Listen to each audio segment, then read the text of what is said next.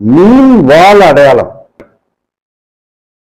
அவங்களுக்கு கலைமகளின் கடாட்சம் உண்டாகும். பொதுவாகவே இந்த மீன் பார்த்தீங்கன்னா மச்ச சாஸ்திரம்னு ஒண்ணு இருக்கு. இந்த மச்ச சாஸ்திரம்ன்றது இந்த கருப்பா புள்ளிகள் இருக்குல்ல, அதை தான் மச்ச சாஸ்திரம்னு சொல்றோம்.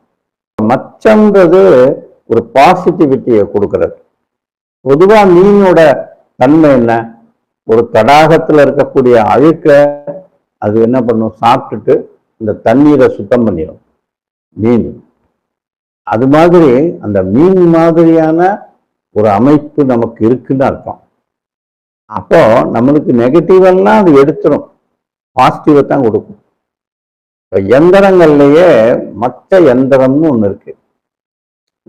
நம் பெரும்பாலும் என்கிட்ட வரக்கூடிய கிளைண்ட்ஸுக்கு நான் ஏதாவது ரொம்ப சிரமப்படுறாங்கன்னா ஒரு பாசிட்டிவிட்டிக்கு இந்த மச்ச எந்திரத்தை கொடுப்பேன். பூஜை பண்ணியே வச்சிருப்பேன் எப்பவுமே. அதான் நான் அவங்களுக்கு கொடுப்பேன். அவங்க போயிட்டு ரொம்ப சீக்கிரமே நல்லா நடந்துருச்சுங்க, பாசிட்டிவா இருக்குங்க அப்படின்னு சொல்லுவாங்க. 100 பேருக்கு நான் கொடுத்துருந்தேன்னா அட்லீஸ்ட் ஒரு 89-90 பேர் சொல்லிடுவாங்க.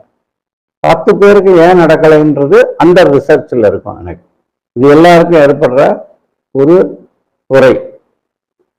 அந்த மாதிரி இந்த மச்ச எந்திரம்ன்றது திருப்பதி பெருமாளுடைய பாதத்துல இருக்கக்கூடிய எந்திரம் எப்படியோ அதே மாதிரி காப்பி மச்ச முனின்றவர் உண்டாக்கினார். அந்த மாதிரி மீன் வால் அடையாளம் இருந்துச்சுனாலே அவங்களுக்கு கல்வி ஞானம் இதெல்லாம் ரொம்ப சிறப்பா இருக்கும்.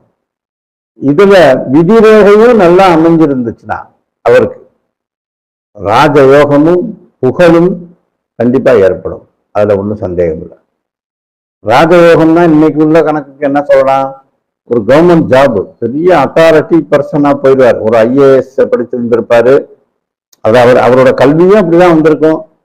அல்லது IPS படிச்சிருந்திருப்பாரு, ஒரு பெரிய லெவலுக்கு ராஜயோகமா போயிடுவார். அந்த மாதிரி ஒரு அடையாளம் இருந்தா, மீன் வால் அடையாளம் இருந்தா